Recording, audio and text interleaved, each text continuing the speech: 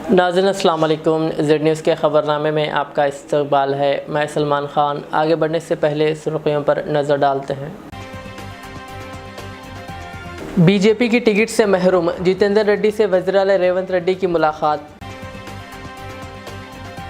हिंदुस्तानी शहरियत के लिए दरख्वास्त गुजार के पास 2 दस्तावेज़ात होना ज़रूरी, अमित शाह का बयान। गैर कानूनी ड्रोन्स को पकड़ने उखाबों का इस्तेमाल, मुल्क का पहला ईगल स्क्वाड, तेलंगाना पुलिस का अनोखा कारनामा।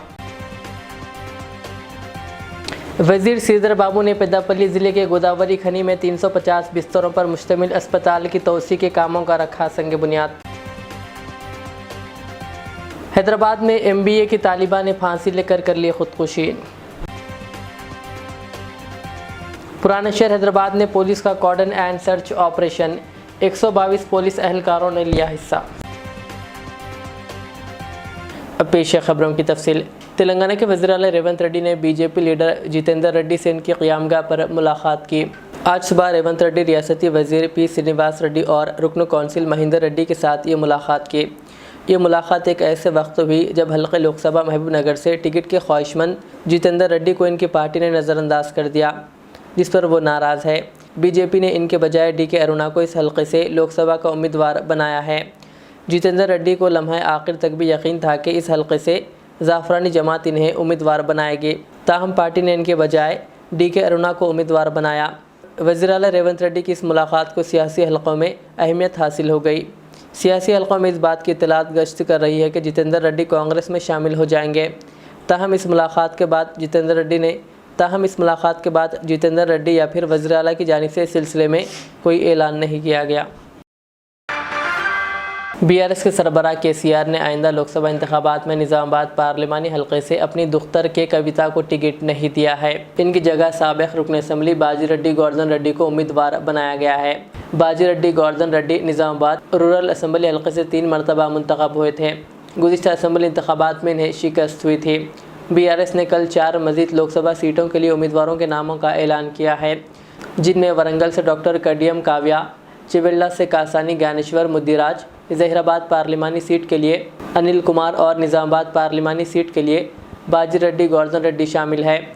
BRS के सरबराह KCR ने पार्टी कायदीन, अवामी नुमाइंदों और मुकामी कायदीन के साथ तबादिल ख्याल किया और इनकी राय के मुताबिक KCR ने उम्मीदवारों का इंतखाब किया। बता दें कि लोकसभा के लिए BRS के अब तक 9 उम्मीदवारों के नामों का ऐलान किया गया।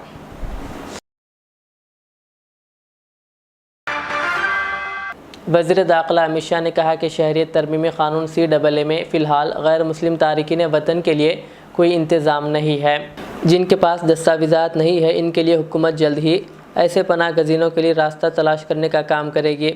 मरकज़ ने CAA को पाकिस्तान, बांग्लादेश और अफ़गानिस्तान से सताए हुए तारिकीन वतन के लिए शहरियत के लिए दरख्वास्त देने की अहलियत की मुद्दत को 31 दिसंबर 2014 से पहले 11 से कम करके 5 साल के लिए मतला किया है। हिंदुस्तानी शहरियत के ख्वाह किसी भी दरख्वास्त दहिंदगान के पास 2 दस्तावेज़ात होना ज़रूरी है। ये एक साबित करना कि वो अहले मुल्क से आए हैं और दूसरा ये कि वो 31 दिसंबर 2014 से पहले हिंदुस्तान में दाखिल हुए हैं। ANI को दिए गए एक इंटरव्यू में अमित शाह ने कहा कि हुकूमत के मुताबिक हिंदुस्तानी शहरियत हासिल करने वाले 85% तारिकीन वतन के पास ये दोनों दस्तावेज़ात है, लेकिन जिन लोगों के पास इनमें से कोई भी दस्तावेज़ात नहीं है, इनके लिए हुकूमत जल्द ही कोई रास्ता निकालेगी। अमित शाह ने बताया कि हम जल्द ही इन लोगों के लिए रास्ता तलाश करेंगे जिनके पास इनमें से कोई भी दस्तावेज़ात नहीं है, लेकिन जिनके पास दस्तावेज़ात हैं इनकी तादाद 85% से ज़्यादा है। जब इनसे पूछा गया कि यह अमल कैसे काम करेगा, तो उन्होंने कहा कोई भी तकर्री के ज़रिए दरख्वास्त दे सकता है, फिर हुकूमत इन्हें इंटरव्यू के लिए बुलाएगी और वो अपनी मर्ज़ी के मुताबिक वक्त का इंतखाब कर सकते हैं। हुकूमत आपको ऑडिट के लिए दस्तावेज़ात भी भेजेगी, बुलाया जाएगा और रूबरू इंटरव्यू लिया जाएगा। CAA के निफाज के फ़ैसले के ख़िलाफ़ मुल्क के कई हिस्सों में एहतजाज शुरू हो गया है, चूँकि लोगों को ख़दशा है कि इस कानून का इस्तेमाल इन्हें गैर क़ानूनी तारिकीन वतन करार देने और इनकी हिंदुस्तानी शहरियत छीनने के लिए किया जा सकता है। अमित शाह ने इसकी तरदीद की और कहा कि मुस्लिम अक्सरियती ममालिक में जुल्म का सामना करने वाले अक़लियतों की मदद के लिए इस कानून की ज़रूरत है। उन्होंने ये भी कहा कि आइन तमाम मज़ाहिब और बरादरियों के लोगों को हिंदुस्तानी शहरियत लेने की इजाज़त देता है। वज़ीर दाखिला ने मज़ीद कहा, मुस्लिम बरादरी के लोगों को भी शहरियत लेने का हक़ है, किसी के लिए दरवाज़े बंद नहीं किए गए हैं। हुकूमत हिंद ने 18 OTT प्लेटफॉर्म को ब्लॉक कर दिया है। इंटरनेट पर फहश मवाद फराहम करने वाले प्लेटफॉर्म के खिलाफ बड़ी कार्रवाई करते हुए मरकज़ी हुकूमत ने ऐसे 18 OTT प्लेटफॉर्म को फौरी असर से ब्लॉक कर दिया है। जुमेरात को वजारत इत्तलात व नशरियात के एक सरकारी बयान में कहा गया है कि हिंदुस्तान में 19 websites, 10 apps, 7 Google play store और 3 एप्पल स्टोर पर और इन प्लेटफॉर्म से मुंसलिक 57 सोशल मीडिया अकाउंट्स पर पाबंदी आयद कर दी गई है। मरकज़ी वज़ीर इत्तलात व नशरियात अनुराग ठाकुर ने बार बार प्लेटफॉर्म्स की जिम्मेदारी पर जोर दिया है कि वो तामीरी इजहार की आड़ में फहाशी और बदसलूकी का प्रचार ना करें। ऐप्स में से एक ऐप को 1 करोड़ से ज़्यादा डाउनलोड्स मिले, जबकि दीगर 2 गूगल प्ले स्टोर पर 50 लाख से ज़्यादा डाउनलोड्स मिले। शहर हैदराबाद के दिलसुख नगर इलाके में एक तालिबा ने फांसी लेकर ख़ुदकुशी कर ली। तफसीलात के मुताबिक शहर हैदराबाद के दिलसुख नगर इलाके के वुमेंस हॉस्टल में MBA की तालिबा ने फांसी लेकर ख़ुदकुशी कर ली। इस तालिबा का ताल्लुक़ ज़िले मुलुगू से बताया गया है। इस वाक़े की शिकायत तालिबा के वालिदैन ने पुलिस से करते हुए इसकी मौत पर शक व शुबात का इजहार किया। पुलिस ने मुश्तबा मौत का मामला दर्ज कर लिया। पुलिस ने कहा कि लड़की की लाश का पोस्टमार्टम करवाने के बाद इसकी रिपोर्ट की बुनियाद पर ही मौत की असल वजह मालूम की जा सकती है। एडिटर रोज़नामा पेट्रोवेटिक व्यूज़ व जेड न्यूज़ TV चैनल के चेयरमैन मौलाना मोहम्मद रियाज अहमद कादरी उसामी ने हाल ही में मुंतखब होने वाले उर्दू एकेडमी के चेयरमैन ताहिर बिन हमदान से मुलाकात की। नामपल्ली हज हाउस उर्दू एकेडमी के दफ्तर में हुई इस मुलाकात में उन्होंने नौमुंतखब चेयरमैन को मुबारकबाद पेश की। इस मौके पर मोहम्मद रियाज अहमद ने इन्हें पेट्रोवेटिक व्यूज़ में शाये शुदा एक मजमून पेश किया जो ताहिर बिन हमदान की सियासी और तिजारती सफ़र पर मुश्तमिल था। शहर हैदराबाद के मुशीराबाद भोलकपुर में माह मुक़द्दस रमज़ान में भी कत्ल की वारदात पेश आई। तफसीलात के मुताबिक मुशीराबाद के भोलकपुर में गौस नामी शख्स का बेदर्जी से कत्ल कर दिया गया। इत्तला मिलते ही पुलिस ने मौके पर पहुंचकर जायज़ा लिया और एक केस दर्ज करते हुए तहक़ीक़ात शुरू कर दी। मज़ीद तफसीलात का इंतज़ार है।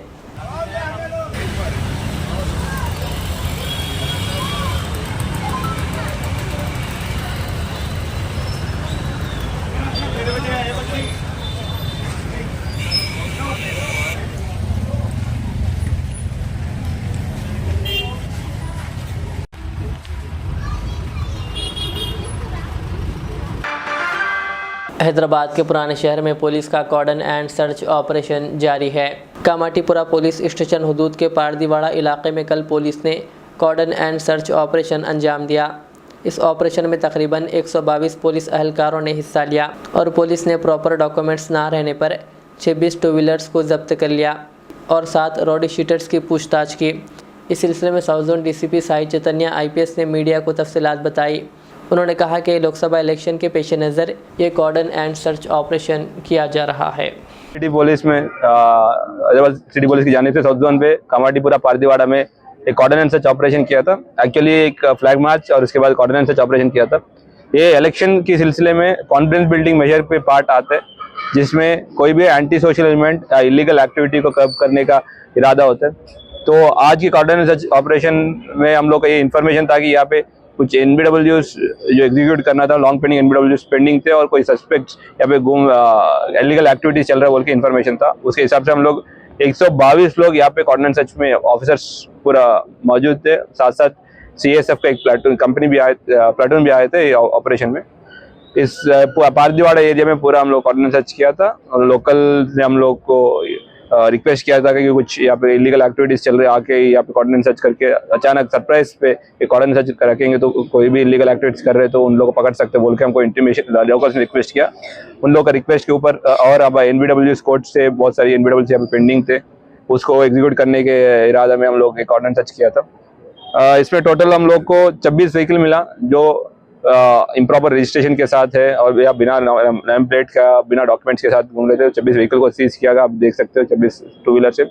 और साथ साथ 7 राउडी शीटर्स थे जो अब्सकॉर्डिंग थे और 6 सस्पेक्ट शीट्स थे जो सस्पिशियस मूवमेंट कर रहे थे। उन लोग को भी पकड़े, पूछताछ चल रहा है ताकि कोई भी एंटी सोशल एक्टिविटी करने का उन लोग कर रहे तो उनको पकड़ने के लिए पूछताछ भी चल रहा है। ये सारी ऑपरेशन का एक ही मकसद है, इलेक्शन आ रहे हैं। अभी हम लोग हाल में असेंबली इलेक्शन देखा था, अभी पार्लियामेंट इलेक्शंस भी आने वाला है। कुछ दिनों में पार्लियामेंट इलेक्शन का नोटिफिकेशन भी आएगा। सभी लोग को ये भरोसा दिलाना चाह रहे हैं कि कोई भी हैदराबाद सिटी ग्लोबल सिटी है और गंगा जमुना तहजीब के लिए फेमस है। ये सिटी में कोई भी इलीगल एक्टिविटीज या अनसोशल एलिमेंट्स को कोई जगह नहीं है। उन लोग को हम लोग उन लोगों पर सख्त कार्रवाई होगा और सभी लोग को हम ये मैसेज देना चाह रहे हैं कि अभी सभी लोग इलेक्शंस पे पार्टिसिपेट करें और कोई भी एंटी सोशल एलिमेंट जो इलेक्शन प्रोसेस को तकलीफ देने या रोकने के रुकावट पहुंचाने की कोई कोशिश कर रहे हैं तो हम लोग को इंटरमिशन देने का रिक्वेस्ट कर रहे हैं। इनके वैसे कोई भी बंदा है हमारा नोटिस पे आ जाएगा तो उनके ऊपर तुरंत एक्शन होगा। तेलंगाना के निज़ामाबाद में एक एटीएम को नुकसान पहुंचाते हुए 25 लाख रुपए की चोरी कर ली गई। तेलंगाना के ज़िले निज़ामाबाद के रुदूर इलाके में एसबीआई के एटीएम को नुकसान पहुंचाते हुए 25 लाख रुपए की चोरी कर ली गई। कल शब एक गाड़ी में 4 अफराद पहुंचे जिन्होंने अपने चेहरों पर मास्क लगाया था। उन्होंने चोरी की वारदात से पहले वहां लगे सीसीटीवी कैमरों को नुकसान पहुंचाया। बादशाह एटीएम मशीन को तोड़कर इसमें से तकरीबन 25 लाख रुपए की चोरी कर ली। इस वाक़े की इत्तला के साथ ही मुकामी पुलिस वहां पहुंची जिसने वारदात के मुकाम का जायज़ा लिया। पुलिस ने इस सिलसिले में एक मामला दर्ज कर लिया और मुलज़िमीन की तलाश के लिए खुसूसी टीमें तश्कील दी है। तेलंगाना के ज़िले आदिलाबाद में नवजायद को झाड़ियों में छोड़ दिया गया। ये वाक़या ज़िले के निपानी गांव में पेश आया। वहां से गुजरने वाली ख़वातीन ने इस बच्चे की रोने की आवाज़ सुनकर इस बच्चे को अपने साथ गांव ले गए। बादशाह इसको दूध पिलाया गया। गांव वालों ने इस नवजायद को फलाही इदारे के हवाले करने का इरादा जाहिर किया है। रियासती वज़ीर IT श्रीधर बाबू ने कहा कि कांग्रेस हुकूमत गरीबों को तालीम और सेहत की देखभाल फराहम करने की समेत काम कर रही है। वज़ीर श्रीधर बाबू ने पेद्दापल्ली ज़िले के गोदावरी खनी जनरल अस्पताल में 142 करोड़ रुपए की लागत से 350 बिस्तरों पर मुश्तमिल इजाफी अस्पताल की इमारत का संग बुनियाद रखा। उन्होंने कहा कि आरोग्यश्री स्कीम को 5 लाख से बढ़ाकर 10 लाख रुपये कर दिया गया है ताकि रियासत के हर गरीब को मुफ्त इलाज मिल सके। वज़ीर ने कहा कि हुकूमत आधार कार्ड की तर्ज पर भी हर एक के लिए हेल्थ प्रोफाइल कायम करने पर गौर करेगी। मेडिकल कॉलेज के तलबा को टेक्नोलॉजी का इस्तेमाल करते हुए उन्होंने आगे बढ़ने का मशवरा दिया।